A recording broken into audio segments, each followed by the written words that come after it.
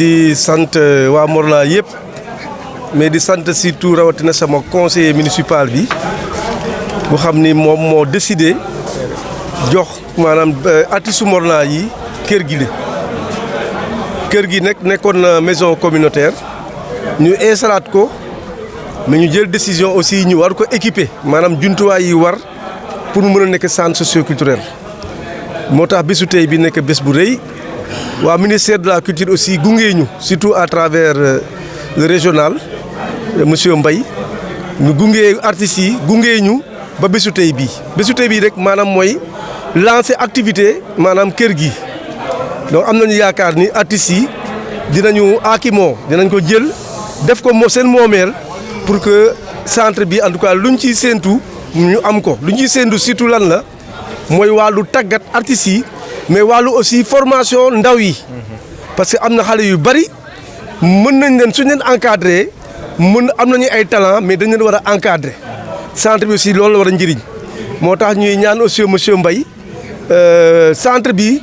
dafa war a am programme ay formation yu bari je pense commune Morlan en tout cas pare na pour gunge programme yi pour gunge plan d'action boo xam ni artistes yi ak moom dinañu soumettre donc commune dinañu soumettre pour que conseil municipal de Morlan gunge leen ci loolu bésu tey bi maanaam bés bu rëy la ndax ñun tamit mënuñu ko def saa ñu jéem a fàttaliku donc monsieur Wilfried Diop nekkoon ak ñun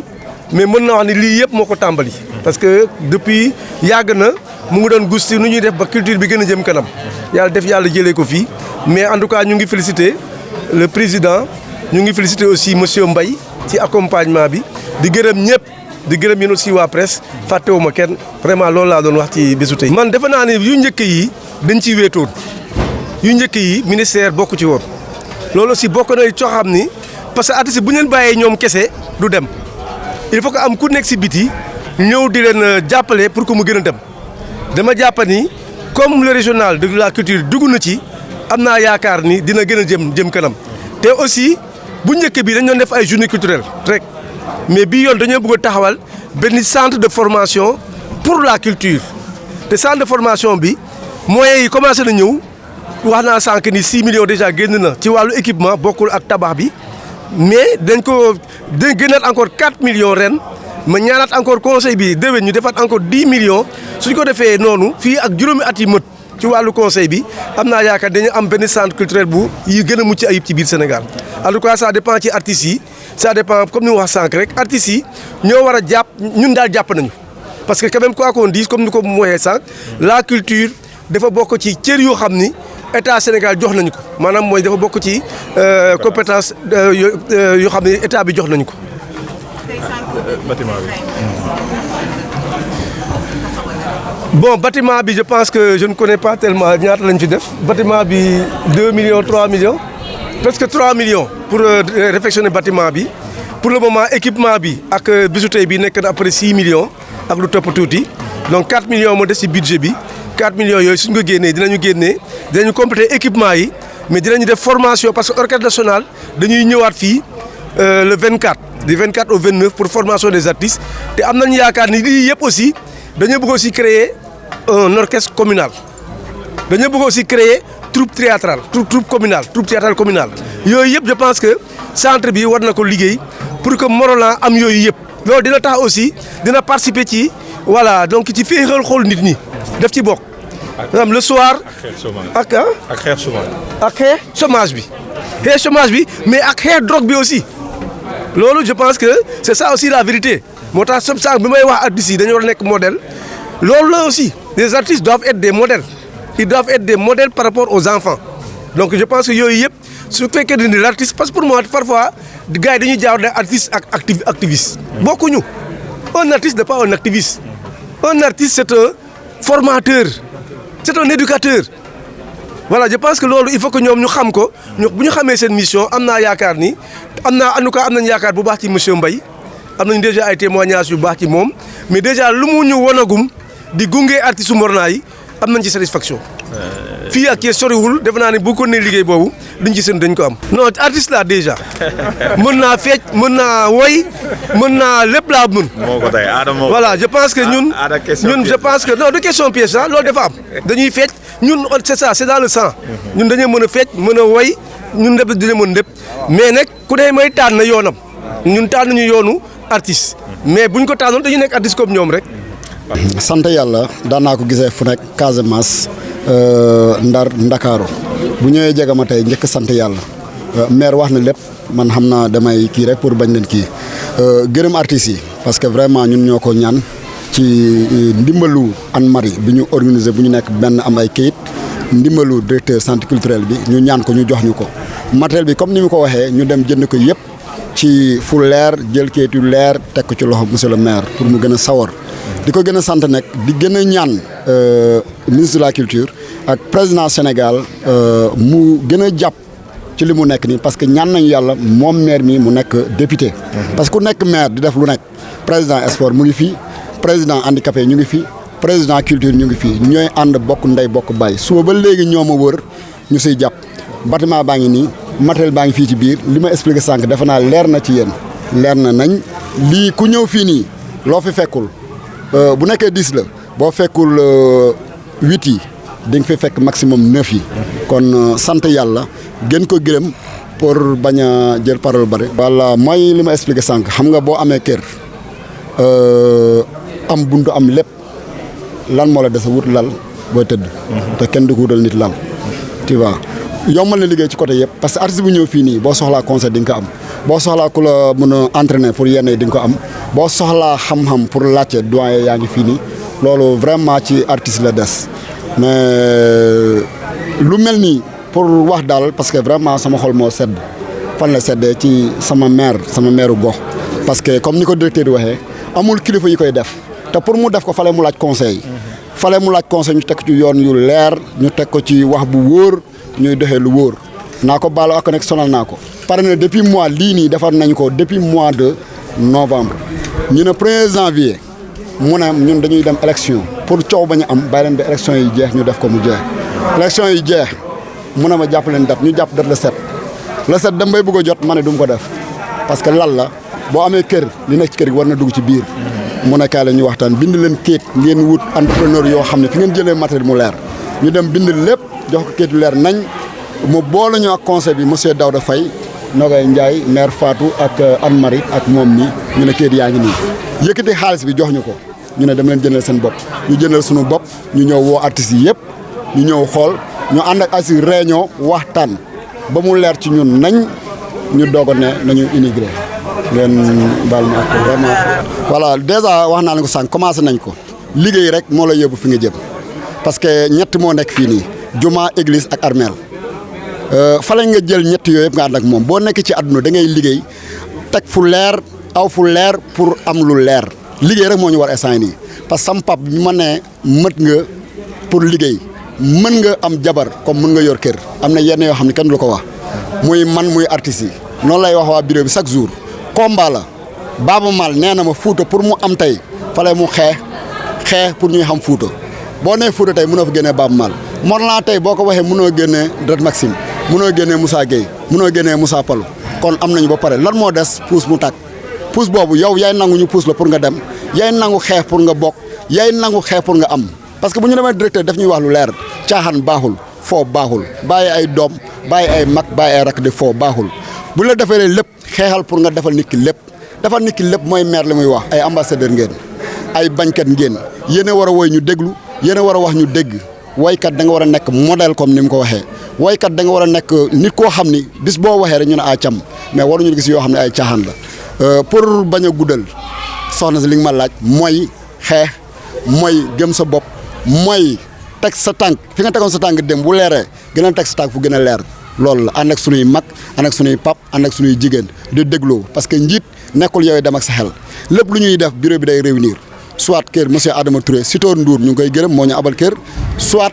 kër Ousmane Gueye fale ci Boune mbala fii ci centre bi mbala dem Thiès toog ak directeur bi ba 23h ñu ñibbi parce que boo nekk ci loo xam ne bu la ko jaral na la ko jaral parce que Sénégal dañu ne sport ñu ne culture. sport mu ngi dem yoonam Sadio Mané tey Bambale ñëpp xam nañu ko gëm boppam xam ni war na amal Sénégal dara te réyul diisul mu ngi diisoo tey nag acteur culturel ñu ngi nii ñoom Moussa Gueye dem nañu ko wax ñoom Dret Maxime guddee bëccëg ñu ngi waxtaan ñu nekk international ñu nekk national ñu nekk localité bi parce que yàlla moo bindee àdduna noonu kii am na dërëm kii am fukk kii am ñaari fukk mais am na koo xam ne mooy seen baay ñoom ñëpp mooy mairie bi bu mettee dañuy toog ak ñoom bu neexee dañuy toog ak moom parce que yoruñu budget moom mu teel ñu comprendre ni yor na budget ñëw leen nan ngeen di defee nan la ak nan la dafa dem ba léegi sax ñuy war a nekk morom te du cër mais bëgg bañ gàcce bañ ñu yàpp la bëgg aw foo jëm mais gën ko sant parce que ku la defar lépp nga war ko defal lépp pour defar ko lépp nag askanam ngay defar lépp askanam mooy xale yi doog a juddu chaque jour ma wax ko artiste tabax bii nii bi ñu koy def judduwugu maa ngi nii taxaw di si wax tey suba sama set mala sama doom mun na si nekk loolu moo tax ñuy vraiment ñuy combat. waaw du ma ni attente sax parce que dañu si am cër waaw parce que suñu mission si région de Thiès la suñu mission mooy xool naka la ñuy développer culture au niveau de la région di ko waxaat ba ñu ñëwee dañu ni nañu jaar si collectivité locale yi parce que culture c'est une compétence transférée ñu jaar dem expliquer maire yi pourquoi c'est important ñoom ñu war a jël en charge culture mu nekk loo xam ni bañ ko commencé def ba léegi mu ngi am ay résultats parce que ñoom également ci seen territoire ñoom ñoo fay kilifa te ñoom aussi li ñu yor ay institution la te bépp institution war na mën a am politique culturelle war na mën a am un plan d'action annuel boo xam ni suñ ko defee acteurs culturels yi ak artistes yi dinañ ci gis seen bopp. avant ñuy ñëw xam nañ ni Morolan ñu ngi doon def ay jéego ci wàllu culture ndax ki nga xam ni mooy madame Ndiaye Anne-Marie Faye ma koy nuyu au passage commencé woon na ma wax Morolan seen maire comprendre na enjeu culturel donc bi ma waxee loolu ma xoolaat contact ñëw fi rencontrer leen avant loolu ñoom dañ def délégation ñëw centre culturel expliquer ma dynamique bi ñu nekk ma jël def déplacement ñëw fii rencontrer leen ñëw visiter centre bi dem ñu def benn séance de travail bu gàtt ci bureau maire ñu waxtaan ci lu bëri li nga xam ni ministère mu ngi koy def au niveau national te Morolan war ci bokk te Morolan war ci bénéficier wu waxtaan nañ ko fa li nga xam ni war nañ ko mën a téye kër gi ba xam suñ ko tegee ñëpp gis seen bopp waxtaan nañ ci donc mbir mi di nekk satisfaction parce que sooy dem ci terrain bi ba gis ay maire yu comprendre ni culture lan la mën a représenter ci dëkk du def lu dul woyofal sa liggéey du def lu dul yombal sa liggéey loolu également ñu ko ci féliciter parce que lu rare la def am na au niveau national mais rare na moom nag dafa bokk ci ñi nga xam ni comprendre nañ ni su pousser culture dina yëngal dëkk bi su pousser culture mën na développer dëkk bi yóbbu ko fi nga xam ni su fa yeggee waa dëkk bi yëpp dinañ ci bénéfice. waaw xam nga Senghor ba muy wax ci culture dafa commencer ci formation ni suñ la tàggatee ba pare da nga war a créer soo créer ba pare war nga produire soo produire ba pare war nañ ko diffuser donc dafa am ay étapes. def naa ku ñu defal formation ñu ngi xaar ci yow nga prouver lan la formation bi yokkal loolu dinañ ubbi ay espace de création artistes yi dem créer di xaar aussi ñi nga xam ni ñoom ñoo ŋànk kii bi centre culturel bi ñu ñëw jàppale leen ci diffusion bi donc loolu ñun en tant que centre culturel bi nga xam ni région bi yëpp la ñu couvrir dinañ ñëw taxaw seen wet. dinañ am loo xam dinañ ko liggéey centre culturel dina am loo xam dinañ ko liggéey fii ndax bërëb bi soriwul donc loolu moom la ñuy xaar si ñi nga xam ne ñoom ñooy responsable centre culturel bi. ñu développer formation ñu favoriser la création ñu favoriser la production et la diffusion de l'action culturelle donc loolu suñ ko defee étape par étape xool niñ koy defee xool li tax ñu koy def xool aussi lan lay jur. parce que léegi on parle de gestion axée sur les résultats lépp looy mënti def ci àdduna na nga xalaat lan lay jur loolu muy jur war na amal njëriñ askan bi war na mën a amal njëriñ ki nga xam ni moom moo koy def parce que tey jii nii au niveau du Sénégal artistes yi dañu sonn mais ñu ngi xool naka la ñuy organiser artistes yi ñu def de la sorte que su artiste feebaree ñu bañ ko ketal su artiste feebaree mu fekk denc na ci compte bancaire ba loo xam ni dina ci génne faju wala muy cotiser ci IPRES tey jii au niveau du ministère de la culture wala au niveau national on a la mutuelle nationale des acteurs culturels la mutuelle nationale de santé des acteurs culturels bi nga xam ni am na ay représentants fépp au niveau du centre culturel régional am nañ fa bureau donc loolu yëpp ay mécanisme la yoo xam ni ay politique la yoo xam ni ministère encouragé na ko pour artistes yi ñëw approprier ko pour mën a justement suñ si tollee suñ leen soxlawee ñu ñëw bénéficier aussi. importance locale bi day nekk benn relais local bi relais centre culturel régional la parce que soo demee je prends l'exemple de la ville de Dakar. parce que ñoom développé nañ trop si wàllu culture. Au niveau de la ville de Dakar si 19 communes yi bu si nekk am na centre socioculturel man sama premier stage en 2005 maa ngi ko defee centre socioculturel bu Grand Dakar donc day nekk benn espace boo xam ni artistes yi dinañ si gis seen bopp artistes yi dinañ ñëw di utiliser les espaces pour di weccoo xalaat su ñu amee fii ay programme de formation ñu ñëw defee ko seen centre culturel su ñu amee ay gan ñu ñëw accueillir ko fii et puis di encourager li nga xam ni moom mooy doon ay exposition parce que centre bi yaatu na donte nekkoon na maison communautaire mais am na loo xam ni comme ni ko monsieur le maire waxee mën nañ ko gën a améliorer daf fi salle bu mag boo xam ni dina servir ay conférence dina servir ay spectacle de théâtre dina servir lépp li nga xam ni day def promotion wu culture. Voilà. Le centre culturel c'est toujours un cadre d'expression, de promotion, de production et de diffusion de l'action culturelle. Le centre culturel, c'est un espace d'échange, de formation, que les acteurs culturels doivent s'approprier en vue de développer la culture au niveau du territoire. Et la mairie de Morolan a bien compris les enjeux actuels de la culture. En prenant l'ancienne maison communautaire et en l'octroyant à la communauté artistique, à la communauté culturelle du territoire de Morolan. Donc ce centre culturel sera un rendez-vous, ce centre culturel sera un cadre justement pour permettre aux acteurs justement de voir comment concevoir leurs produits, comment véhiculer leurs créations, comment aussi utiliser ces espaces pour se renforcer les capacités. Et à partir de là, comment vous comptez les accompagner? Justement, dans un cadre de concertation. Parce que nous avons un centre culturel au niveau de Nguent, qui est le centre culturel régional, qui est aussi un service déconcentré du ministère de la Culture. Aujourd'hui, ce centre culturel-là dépendra forcément de la commune de Morolan et on va travailler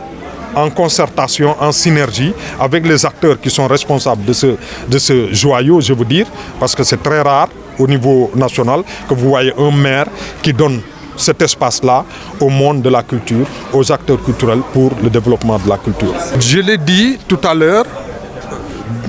dès mon arrivée, j'ai commencé à faire une tournée auprès des collectivités locales. Je parle sous le contrôle de M. Ndiaye, journaliste Ibrahim Ndiaye, qui est là. On a été ensemble à la mairie de Thiès-Ouest. Et j'étais en train d'échanger avec les maires pour leur faire comprendre que chaque mairie doit avoir son programme culturel destiné à la communauté culturelle de son territoire. Et je pense que si les mairies prennent en charge cette dynamique culturelle, on va développer facilement l'action culturelle. Parce qu'aujourd'hui, c'est le ministère de la Culture seulement qui finance la culture. Alors que les collectivités locales ont une part de responsabilité. La culture est une compétence transférée. D'habitude, ils vous disent que les moyens ne sont pas transférés. Mais dans chaque budget, on a souvent tant de millions